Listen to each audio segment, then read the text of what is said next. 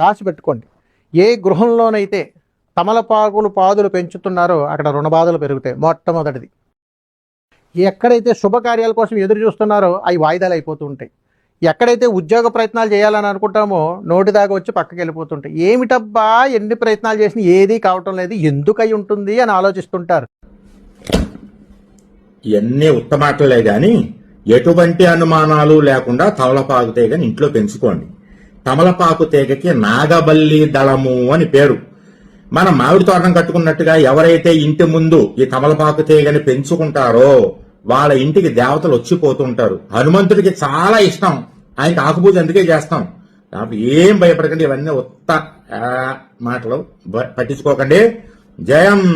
నన్ను చాలా మంది అక్క మీ ఇంట్లో తమలపాకు చెట్టు ఉంది కదా, ఏదో పెంచుకోకూడదు అంటున్నారు, ఏంటి సంగతి అని అడిగారు. అందుకోసమే ఈ వీడియో చేస్తున్నానండి. ఏం పర్వాలేదు, చక్కగా పెంచుకోండి.